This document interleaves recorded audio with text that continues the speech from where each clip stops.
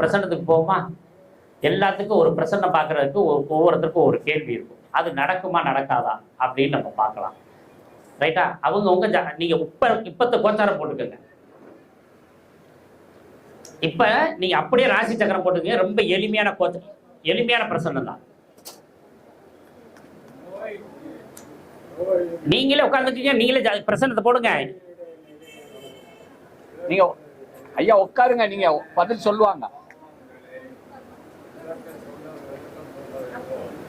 என்ன சொல்றாருமா? ஆமா, 6ஆம் பாவம். இப்ப பிரசன்னம் போட்டுக்கங்க. கோச்சாரம் போட்டீங்களா? யாருக்காவது ஏதாவது கேள்வி இருந்தா அந்த கேள்வி எழுதி வைங்க. இப்பயே நடக்குமா நடக்காதா? இப்ப பொண்ணுக்கு கல்யாணம் ஆகல, பையனுக்கு கல்யாணம் ஆகல, இல்ல வேலை கிடைக்கல, இல்ல பதவி உயர்வு கிடைக்கல, இல்ல நோய் குணமாகல, இப்படி ஏதேனும் ஒரு கேள்வி இருக்கும் இல்லையா? இப்ப நீங்களே அந்த பிரச்சனை போட்டு கண்டுபிடிக்கலாம். அது என்ன எவ்வளவு ஸ்ட்ராங்கா நடக்கும்னு பாத்துக்கலாம். மோகன என்ன லக்னம் போட்டிருக்கிற? இப்ப ஓடிக்கிட்டு இருக்க லக்னம் என்ன? இப்ப போடுகிறது. இது உதய லக்னம்னு பேருங்க. இந்த லக்னம் பேரு உதய லக்னம். ரைட்டா? இது இனிமேலுக்கு வரப்போறத சொல்றது. அதனால நமக்கு இப்ப வேணாம். இப்ப கடந்த காலத்தை வச்சுதான் நமக்கு ஏன் கிடைக்கல, எப்ப கிடைக்கும்ன்றத கண்டுபிடிக்க போறோம். அப்ப என்ன பண்ணணும்? ஒரு 6 போடணும். 6 உங்க மனசுக்குள்ள 12க்குள்ள ஒரு நம்பர் நினைச்சுக்கோங்க. நினைச்சிட்டீங்களா? அதை 6 எழுதுங்க அந்த ராசியை. இப்போ 1னா மேசம், 2னா ரிஷபம், 3னா 4னா கடகம். எழுதிட்டீங்களா?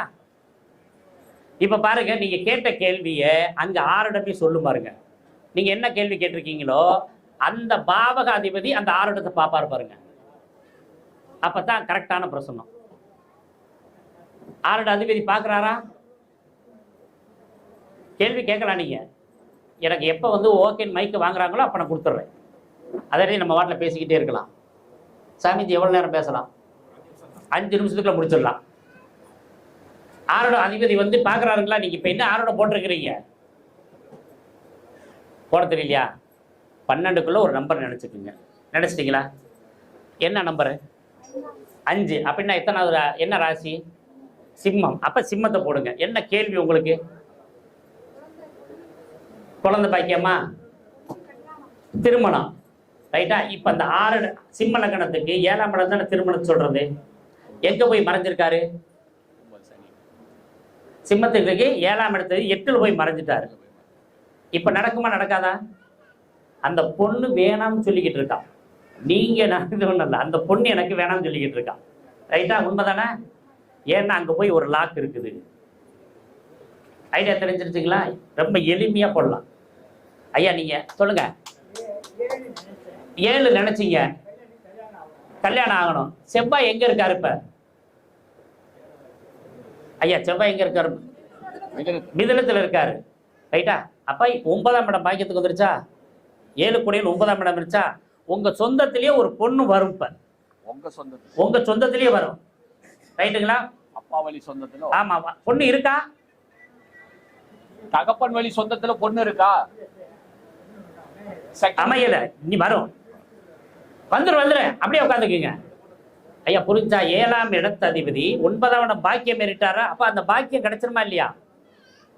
ரைட்டா? ஓரளவுக்கு புரியுதா பிரசன்னா? வேற யாருக்கு போட்டிருக்கீங்களா? எல்லாருக்கும் வந்துருச்சா? அப்ப எது மிஸ்டேக் ஆகும்? இப்ப நம்ம கேட்ட கேள்விக்கு உரிய பாவக அதிபதி 6ஆம் இடம், 8ஆம் இடம், 12ஆம் இடத்துல மறைஞ்சு பாதகாதிபதியோட தொடர்பு இருந்தா அந்த கேள்வி நடக்காது. அந்த கேள்வி நடக்காது. அப்ப சுபஸ்தானங்கள்ல இருந்தா நல்லது நடந்துடும். இப்ப ஒரு சின்ன பிரச்சனை ஒண்ணு போடுவோம். இப்ப வீடு வாங்கணும்னு நினைக்கிறாங்க இல்லையா? அப்ப நம்ம லக்னத்துக்கு எத்தனாம் இடத்தை பார்க்குறோம்? 4ஆம் பாவக அதிபதி. 4ஆம் பாவகம், 4ஆம் பாவக அதிபதி. 4ஆம் பாவத்தில் இருக்கிற கிரகத்தை விட்டுருவோம். அது எப்படி இருக்கும் அந்த வீடு அப்படின்றத பார்க்கறது.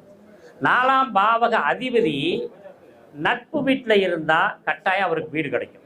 6ஆம் பாவத்தில் இருந்தாலும் கடன் வாங்கி வீடு வாங்கிடுவார். 8ஆம் பாவத்தில் 4ஆம் பாவ அதிபதி யாருக்கா இருக்கா? யாருக்கு இருந்தாலும் பாருங்க, வேறொருத்தர் வீடை கட்டி இவங்களுக்கு கொடுத்துருவாங்க. இவங்க சம்பாதிச்சு வாங்க மாட்டீங்க. வேற ஒருத்தரே கட்டி இவருக்கு கொடுத்துருவாங்க. இப்ப உங்களுக்கு இருக்கு அப்படின்னா மனைவி கட்டி தந்துருவாங்க. இதே சமயத்துல 4ஆம் பாவகாதிபதி 8ஆம் இடம் பகை வீட்டுல இருந்தா வீடை கட்டினதுல இருந்து அந்த வாழ்க்கை நிம்மதியை இழந்து அந்த வீட்டை வித்தாத்தே அவன் நிம்மதி அடைவான். ரைட்டா? அடுத்தது வீடை கட்டினதுக்கு பின்னாடி என்னைக்கு அப்படி சொல்ல வேணாம், உங்களுக்கு மனசுல புரியுற மாதிரி. இப்ப நான் கல்யாணம் பண்ணதுல இருந்து என் வாழ்க்கையை வீணா போச்சுன்னு சொல்றாங்க இல்லையா? பாதகாதிபதி 7ல இருந்தா என்னைக்கு கல்யாணம் பண்ணானோ அன்னைக்கு அவன் வாழ்க்கை வீணா போயிடும். குழந்தை பிறந்த பின்னாடி அப்படியே மாறிடுச்சு சொல்றோம் இல்லையா? 2ஆம் இடத்துல பாதகாதிபதி இருந்தா குழந்தை பிறந்த பின்னாடி அவன் வாழ்க்கை வீணா போயிடும் அப்படின்னு சொல்லப்படுது. இந்த சுபர் பார்த்துட்டா அப்படியே மாறும். சரிங்களா? இப்ப நானும் சாமிஜியும் ரொம்ப நெருங்கிய நண்பர்கள். இந்த இடத்துக்கு ஏன் நான் வர்றேன்னு சொன்னேன் அப்படின்னா, என்னோட குருநாதர் கடக ராமசாமி ஐயாவை இந்த இடலைக்குள்ள வந்துட்டாவே எனக்கு ஒரு பார்த்தது மாதிரி ஒரு உணர்வு வரும். அவர் குருநாதர் கோட்டையர் ஐயாவும் கடகம் ஐயாவும் அந்த குருநாதர்களை வணங்கி, எனக்கு பெற்ற தாய் தந்தையர்களை வணங்கி, ஒண்ணு தேவைன்னா நீங்க பிரசன்னமே சொல்லுவான். அது ஜாதகமும் பிரசன்னம் ஒரே மாதிரி இருக்கும். உங்களுக்கு ஒரு நம்பர் சொல்லுங்க. 7. அதே அடுத்தது அதே தான். இப்ப பொண்ணை பார்க்க ஆரம்பிங்க, நல்லா இருக்கும். சரி, இதை உட்காருங்க. அப்படி நான் சொல்றேன். பாயிண்ட் நம்பர் 1 அதெல்லாம் வேண்டியதில்லை, எதுவுமே வேண்டாம். ஒருத்தர் கல்யாணம் ஆகுமா ஆகாதான்றதுக்கு நம்ம எப்படி பார்க்கணும்னா, சனிக்கு 7ல செவ்வாய் இருக்கா? யாரா இருந்தாலும் என்னைக்கா இருந்தாலும் வெளியே வந்து ஆகணும் கல்யாணத்தை விட்டு. ஒரு பாயிண்ட் சொல்லியாச்சா? 2வது பாயிண்ட், சுக்கிரனும் குருவும் 6 8 இருக்கக்கூடாது. சுக்கிரனும் குருவும் 6 8 இருக்கக்கூடாது.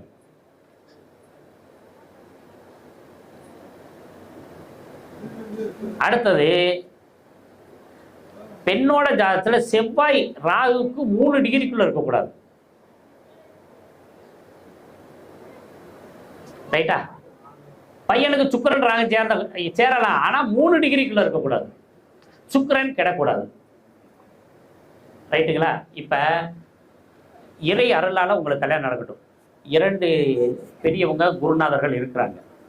அவங்க வந்து உங்களுக்கு ஆசி கொடுப்பாங்க, அது மூலியமா திருமணம் ஆகும். ஆனா ஜாதகத்துல இருக்கிற விஷயத்தை நான் சொல்றேன். லக்னம் என்பது என்ன லக்னம்? விருச்சிக லக்னம். ரைட்டா? 2ஆம் இடத்து அதிபதியை முதல் பார்ப்போம். அதுக்குங்க நீங்க 2ஆம் இடத்து அதிபதி யாரு? குரு. யார் வீட்டுல இருக்காரு? சிம்மத்துல இருக்காரு. சூரியன் எங்க இருக்காரு? நீசம் பெற்று விட்டார். 12ல போய் நீச்சம். அதாவதுங்க, 2ஆம் இடத்து அதிபதி எங்கு நிற்கிறார்? அவருக்கு வீடு கொடுத்தவன் நீசம், பகை, அஸ்தங்கம் 6 8 12ல மறைஞ்சா திருமணம் ஆகாது. ஒரு பாயிண்ட் ஆச்சா? அப்ப 7ஆம் இடத்தையும் பார்க்கணும் இல்லையா?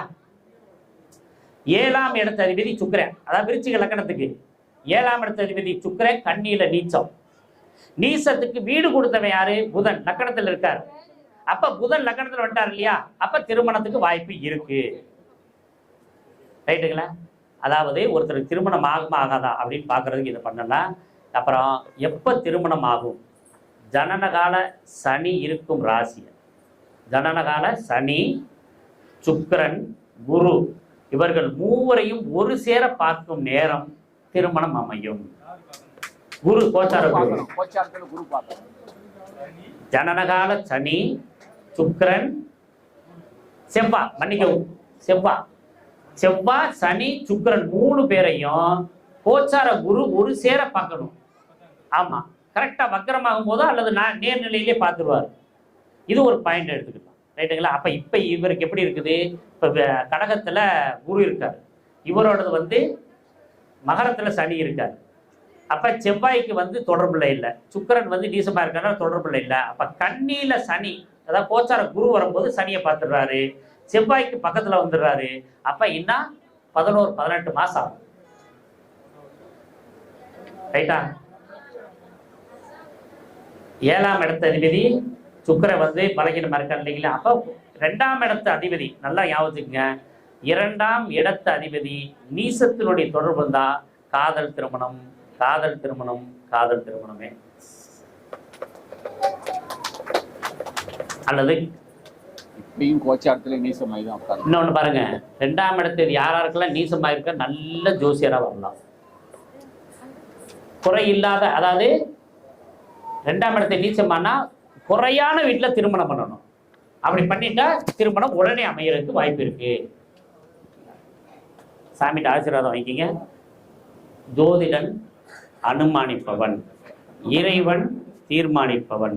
அப்ப இறைவன்கிட்ட நம்ம அனுமானத்தை சொல்லிட்டு இறைவன் நல்லபடியாக திருமணம் பண்ணி வைக்கணும் அப்படின்னு அவங்களுக்கு வேண்டுதல் வச்சுட்டு இதே மாதிரி எல்லாத்துக்கும் நம்ம மனதளவுலையாவது அவங்களுக்கு கல்யாணம் ஆகணும், குழந்தை பிறக்கணும், வீடு கட்டணும் அப்படின்னு நம்ம மனசளவுலையாவது நம்ம ஜோதிடர்கள்லாம் நம்ம வணங்கி இறைவனை வணங்கி அவங்களுக்கு ஒரு ஆசீர்வாதம் பண்ணிட்டோம்னா நம்ம மூலியமா அவங்களுக்கு நல்லதே நடக்கும். நல்லதொரு வாய்ப்புல மீண்டும் உங்களை சந்திக்கிறேன். நன்றி, வணக்கம். நன்றி கொடுக்கும். மிக அற்புதமான ஒரு 10 நிமிடத்தில் நிறைய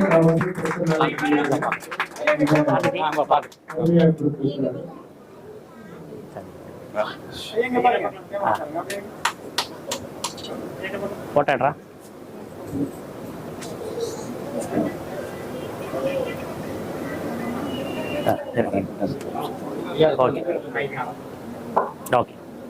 திருமணம் எப்போ நடக்குன்னு சொன்னார் பாத்தீங்களா?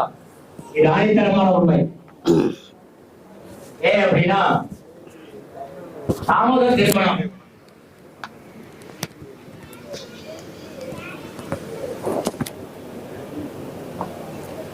என்ற தலைப்பில் நான் பிஹெச்டி பண்ணியிருக்கேன். 1000 ஜாதகம், 750, 500, 250, 100, 32 ஜாதகம் போட்டு ஒரு டிசி தயார் பண்ணி நான் பிஹெச்டி பண்ணியிருக்கேன். என்னுடைய மனைவி